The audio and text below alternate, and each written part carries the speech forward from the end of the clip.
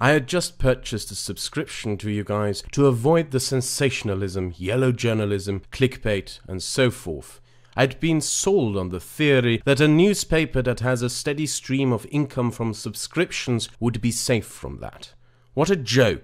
Your original piece on PewDiePie is a hit piece. He's not a Nazi or racist. It's hilarious that you think people aren't going to check. For crying out loud, one of these jokes you referenced was meant to poke fun at journalists taking quotes out of context, and you took it out of context with no sense of irony. So I'm cancelling. To the writers, we're tired of moral busybodies policing the internet. The internet was meant to be a place of freedom, and you're choking it. You're also the reason I'm now subscribed to PewDiePie. You don't understand the social media bans and demonetizing? They tell us who the interesting people are. Even calling you moral busybodies is being too kind. There's nothing moral about smearing a man. At first glance, this might look to all of you like an absolute and certain victory. Three little piggies go out there, make some shit up and try to run with their lies as if they were facts. Then the three little piggies go and hide like the cowards that they are as the entire fucking internet comes after them. This little piggy will end up working for McDonald's. This little piggy will end up cleaning shit from toilets. And this little piggy will end up sucking trucker dick for meth. Or at least that's how the story should end in a just world, where a bunch of lazy fucks who call themselves journalists make shit up out of thin air to then publish as if they were undeniable fact. However, the comment I quoted for you at the beginning is special in that it was deleted from the slimy article these people lied together. And that is really the most important thing that you need to know about the people spreading this slanderous crap.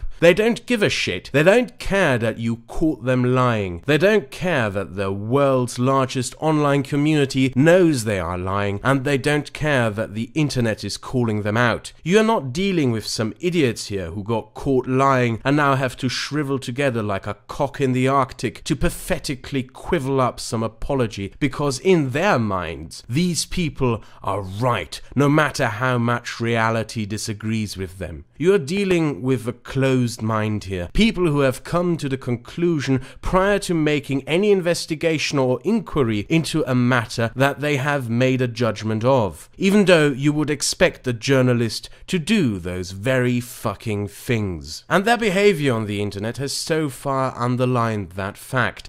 PewDiePie Fool shows the limits of LOL JK, a title, by the way, which the author changed afterwards, but more importantly, what fool? His subscriber count increased and the entire internet is rallying to his help. The same author also tweets, PewDiePie's YouTube reign is over and it's time to retire the just trolling excuse. Reality moves into exactly the opposite of what these people proclaim it to be moving towards to. It doesn't matter to them, and the arrogant, self-aggrandizing confidence with which these self-proclaimed crusaders of decency proclaim their supposed success is almost laughable if what they were attempting to do wasn't so sinister. Look at the follow-up piece published by the Wall Street Journal, and the motivations behind this series of hit pieces will become abundantly clear to you. PewDiePie incident means more scrutiny for influencers, but ad buyers doubt marketeers will pull budgets from all YouTube influencers. Remember that this was published despite the reaction of overwhelming support for PewDiePie. It's almost as if the authors of these pieces knew what the prior piece was being published about and reached their foregone conclusions over what is to come without even taking into consideration how the public would react. This is more than just a lame slanderous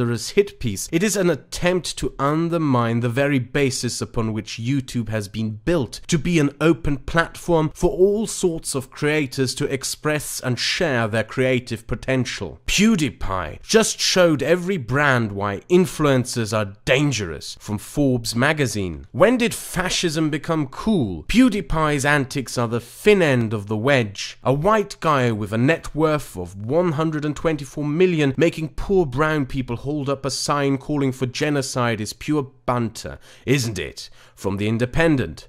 The downfall of YouTube's biggest star is a symptom of a bigger illness. The Schadenfreude over YouTube star Felix Kjellberg's sudden fall from grace overlooks much bigger, more insidious patterns of young men testing boundaries in the angriest corners of the internet, from that cancerous, repugnant cesspit known as BuzzFeed. YouTube's monsters, PewDiePie and his populist revolt from the New York Times. The articles all have the same undertone to them. YouTube is infested with Nazis, racists and other vile scum, and it is time to strangle YouTube's creators by cutting down on the financial assets available to them. For the past years since the advent of the internet, we have seen these publications in decline as their revenue steadily kept dropping, whilst new media has been advancing in being more informative, more creative, more exciting, more unique, and above all, more entertaining. It is easy to conclude that this move by these publications, who all acted in sync, almost as if this slanderous attack was coordinated, was done out of envy. But there is more to that. They are losing their grip on public power. They are losing the monopoly on shaping public opinion, as shaping public opinion is now possible to be done by anyone who can pick up a microphone and record their thoughts and aspirations. And as it happened, many of us who use this platform do not follow the strict limitations of political correctness that these ancient dinosaurs would wish to have enforced upon us all. Make no mistake about it, this is about more than merely PewDiePie. This is about this very platform itself and about the internet itself. As the articles and opinion essays indicate, this is a move to sanitize the internet, starting with YouTube and starting by attempting to force its biggest figure of success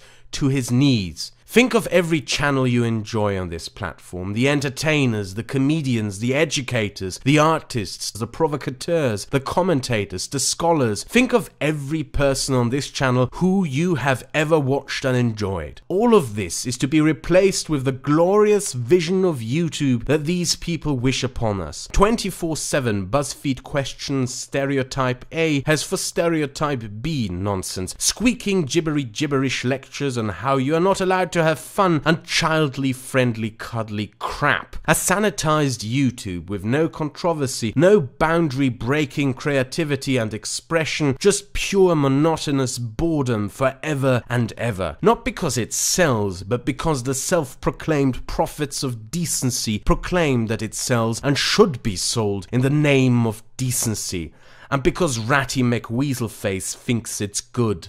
This may start with PewDiePie, but it will end with you, because you might be too dirty for the glorious vision of a sanitized YouTube obedient to a dying media. Well, I propose something else. In the description of this video, you will find the email addresses of all companies that are advertising on the Wall Street Journal. Since it is their claim that their sanitized and cleansed version of YouTube would sell better, you might consider writing emails to these companies letting them know that maybe their products would sell better if they weren't advertised on the Wall Street Journal. Oh, and in the end, since I know that I have subscribers with more subscribers than I have, if you enjoyed this video and agree with it, I'm giving you permission to download it and upload it to your channel. You may even monetize it if you wish. And to PewDiePie, should he by any chance see this, do not bow to those slimy hacks who wish to bring you on the knees based on nothing more than slanderous lies.